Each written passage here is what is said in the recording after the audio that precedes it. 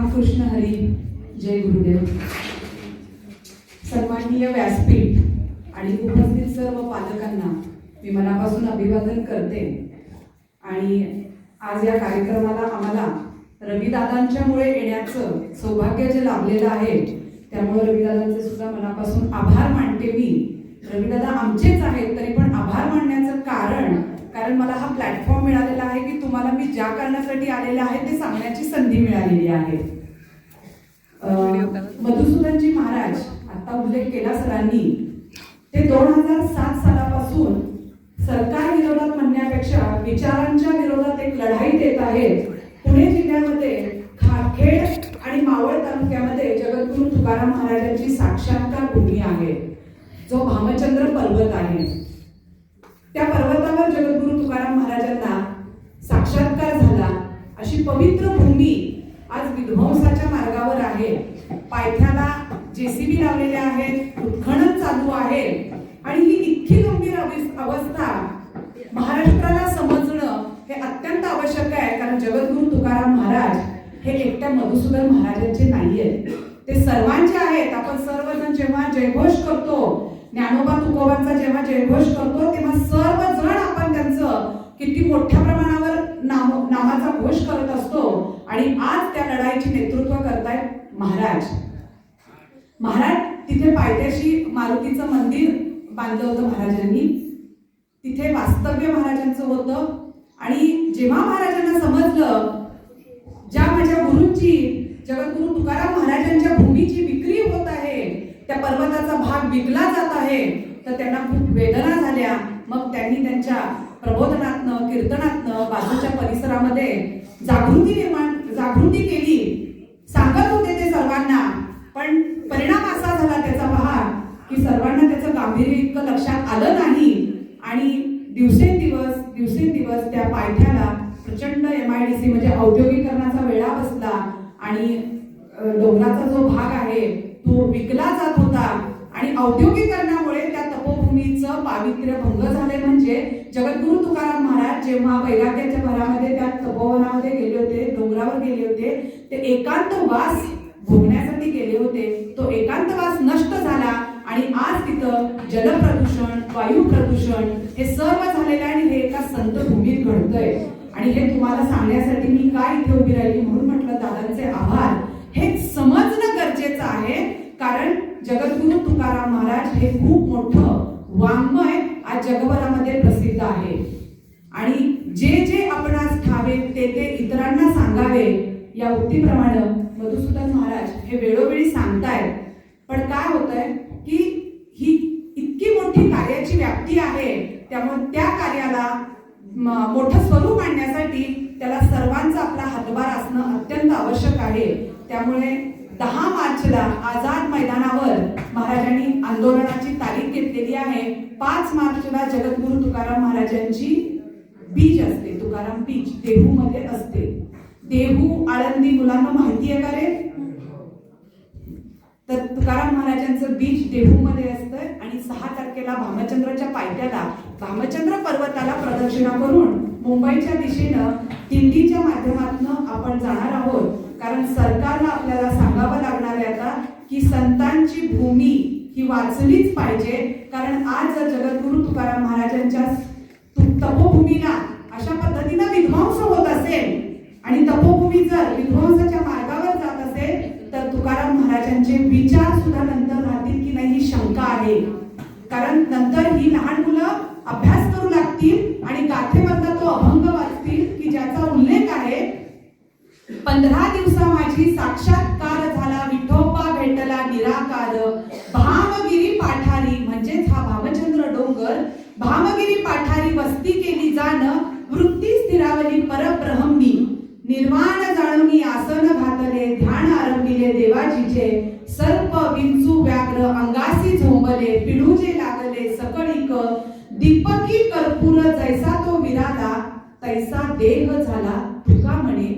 असा गाथेमध्ये उल्लेख असलेला तुकाराम महाराजांना जिथं साक्षात्कार झालेला ती तपोभूमी जेव्हा ही आमची लहान बालकं गाथेचा अभ्यास करू लागतील, त्यातही संशोधक बनतात. आणि त्यातला मुलगा जेव्हा वाचू लागेल 15 दिवसामध्ये तुकाराम महाराजांना साक्षात्कार झाला आणि तो भामगिरी पठार जरी हा इथे अमरावती जिल्ह्यात असला तरी तो ते वाचन करत असताना तो म्हणेल मला हे भामगिरी पर्वत पाहायचंय, हा भामगिरी पठार पाहायचंय. आणि आपण जर आता ते पर्वत नाही वाचवलं तर ही मुलं नंतर शंका करतील की अरे भामगिरी पाठारी वस्ती केली जाणं तुकाराम महाराजांचं तर इथं गाथेमध्ये उल्लेख आहे आणि आज भामगिरी पाठार तर नष्ट झालेला आहे, म्हणजे हे काहीतरी चुकतंय.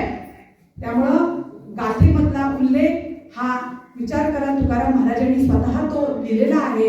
आणि आज जर ह्या मुलांना जर दिसलं ते पर्वतच नष्ट झालेला आहे तर जगद्गुरु तुकाराम महाराज यांना साक्षात्कार झाला होता की नाही हा इतका मोठा नंतर प्रश्न उभा राहील. म्हणून आपल्याला जगद्गुरु तुकाराम महाराजच नव्हे सर्व संतांच्या संतभूमी वाचल्या पाहिजेत. आपल्या आज तपोभूमीच्या पवित्र तीर्थक्षेत्रांच्या नद्या सुद्धा सगळ्या प्रदूषित झालेल्या आहेत. आपण सर्वजण म्हणत असतो नदी घाण आहे, नदीत पाय कसा ठेवायचा आणि कोण करणार. पण मग आता एक विचार करा तुम्ही, आपण नाही करणार तर कोण करणार आणि आत्ता नाही करणार तर कधी करणार. कारण ह्या मुलांनी काय आदर्श घ्यायचा. आज बऱ्याचशा पवित्र म्हणजे मी हे मुलांसाठी बोलते, म्हणजे आपण पालक आहोत, मी तुमच्यासाठी एक पालक आहे. आपण जर नद्या संरक्षित सरकारकडून मागितल्या नाही, स्वच्छ नद्या आम्हाला पाहिजे. ह्या मुलांनी वास्तविक आता ओंजळीतनं पाणी पिण्याची वेळ आहे पण यांना ह्या नद्या सगळ्या प्रदूषित दिसतायत. त्यामुळं आपण सरकारला हे विचारण्याचं आपलं कर्तव्य आहे आणि आपला हक्क पण आहे तो. आणि आज काय झालेलं आहे, स्वतःच्या स्वार्थापोटी ह्या राजकीय नेत्यांनी कंपन्या जिथं जिथं उभा केलेल्या आहेत MIDCचं प्रदूषित जे सगळं केमिकलचं पाणी आहे ते पुढचा कुठलाही दूरदृष्टीचा विचार न करता आपल्या तीर्थक्षेत्रामध्ये ते पाणी सोडलेलं आहे. आणि त्या तीर्थक्षेत्रांच्या त्या प्रदूषित नदीचं पाणी आपण आंघोळ म्हणून तिथे स्नान करतो आणि ते पवित्र पाणी आपण बाटल्यामध्ये घरात भरून घेऊन येतो आणि आपण इतरांना सुद्धा वाटतो. विचार करा ते पाणी किती पवित्र असेल जिथं केमिकलचं पाणी सोडलेलं असतं. त्यामुळे आपण आपल्या नद्या पवित्र करणं, आपल्या घरामध्ये कसं आपण स्वच्छ पाणी करतो, पाणी आता पूर्वी तुरटी घालून पाणी स्वच्छ करत होते, आता ॲक्वागार्ड आलेले आहेत. आपण आपल्याला घरामध्ये आरोग्य सुधारण्यासाठी आपलं स्वतःचं कुटुंब सुरक्षित आणि संरक्षित राहण्यासाठी फक्त विचार करतो. पण विचार करा निसर्गाने ही इतकी सृष्टी सुंदर निर्माण केलेली आहे, त्याचा विध्वंस करण्याचं काम मात्र मानवाला दिलेलं नाहीये. आणि ते विध्वंस आता अतिप्रमाणात होत आहे कारण आपण वंदनीय तुकोजीजी महाराजांच्या आज इतक्या सुंदर अशा अमरावती जिल्ह्याच्या पवित्र भूमीत आहोत. पण वंदनीय महाराजांनी सुद्धा जेव्हा देशावर संकट आलं होतं सगळ्यात पहिला उठाव त्यांनी चिमूर मध्ये केला होता. चिमूर हे चंद्रपूर जिल्ह्यामध्ये येतं. 1942 साली पहिला उठाव करून चिमूर हे गाव भारतामध्ये सगळ्यात पहिला स्वतंत्र झालं होतं. पहा वंदनीय महाराज तेव्हा जेलमध्ये पण गेले होते. वंदनीय तुकडोजी महाराजांनी जेव्हा जेव्हा देशावर अशा पद्धतीचं संकट आलेलं आहे तेव्हा तेव्हा त्यांनी संघटना बांधली आणि तरुण पिढीला सुद्धा तसं नेतृत्व करण्यासाठी तरुण पिढी सुद्धा घडवलेली आहे. आज ही तरुण पिढी घडली पाहिजे, हे तुम्हा पालकांचं कर्तव्य आहे. आज ज्या माझ्या माय भगिनी बसलेल्या आहेत आपल्या सर्वांचं कर्तव्य आहे बरं का ताई, कारण आपण सर्व जागृत असलो पाहिजे. आपण आपल्या मुलींना शिक्षण देत असतो, आपण आपल्या मुलींवर संस्कार करत असतो. त्यामुळं आपलं, मी एक महिला आहे म्हणून सांगते तुम्हाला, सगळ्यात पहिला आपलं कर्तव्य आहे.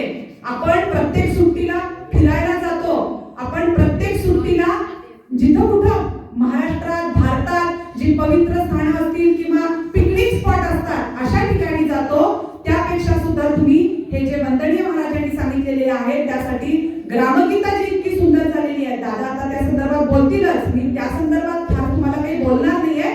मला इतकंच सांगायचं आहे, एक महिना म्हणून मी जर 1.5 महिना माझं घर सोडून जर भामचंद्र पर्वत वाचवावा म्हणून जर प्रबोधन करतेय आणि माझ्या पद्धतीनं मी माझ्या वाणीमध्ये सांगतेय, कारण मधुसूदन महाराज 17 वर्ष झाली हा लढा देत आहेत आणि हा लढा देताना त्यांच्यावर बरेच प्रसंग झालेले आहेत, त्यांच्यावर आत्मघात इतके झालेले आहेत की त्यांना पुण्यामध्ये राजगुरुनगरमध्ये गुंगीचं औषध देऊन गोंदियासारख्या नक्षलवादी एरियामध्ये 3 दिवस बेशुद्ध करून टाकलं होतं.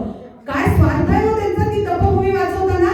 वास्तविक महाराजांचं कोल्हापूर हे अधिष्ठान आहे, एकांतात राहणारे आहेत महाराज, पण समाजासाठी ते काम करतायत. आपलं कर्तव्य नाहीये का मग? आपण आपल्यासाठी जगतो फक्त. ईश्वराने इतका सुंदर, मी माझा स्वतःचा विचार केला म्हणून मी माझं बोलते बरं का. मी असा विचार केला, बऱ्याचदा समाजात आपण कोणाच्या पायाला दुखापत झालेली पाहतो,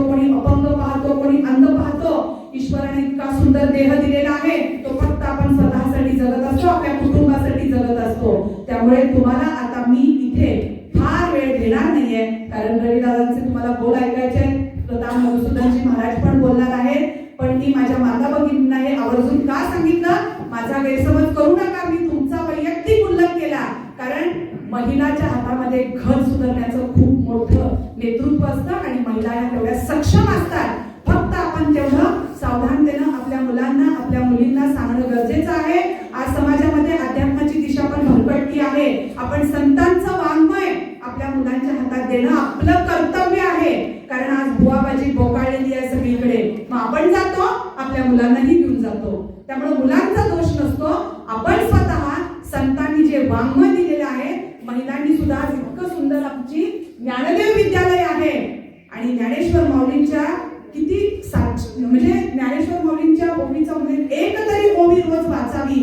त्यामुळे तुम्ही जर वाचली तर आमच्या हे सुंदर लेखी वाचतील. आमची सुंदर समाजातलं एक म्हणतो ना आपण, राष्ट्राला जेव्हा जेव्हा गरज पडलेली आहे तेव्हा हे तरुण सगळेजण पेटून उठतात. ही पेटून उठण्याची ताकद त्यांच्यामध्ये, त्या आध्यात्मिक ऊर्जेनं सुद्धा खूप ऊर्जा वाढते त्यांची. त्यामुळे आपलं कर्तव्य आहे, आपण सर्वांनी मिळून या मुलांना पुढच्या दिशेसाठी वाङ्मय जे द्यायचं असतं ते कोणतं देतो हे आपण ठरवायचं. म्हणून माता भगिनींना तुम्हाला सुद्धा आता मी सांगितलेलं आहे, पुणे जिल्ह्यामध्ये सध्या भामचंद्र तपभूमी आपल्याला वाचवायची आहे आणि ती फक्त पुणे जिल्ह्याशी मर्यादित नाही, हे समजून घ्या सगळ्यात पहिला. कारण आपण जेव्हा कुठेही कार्यक्रम असलं तरी ज्ञानोबा हे पाया आहे आणि जगद्गुरु हे जगद्गुरु तुकाराम महाराज हे कळस आहे. त्यामुळे सर्व संतांमधून आपण सर्वांच्या नावाचा उल्लेख करतो.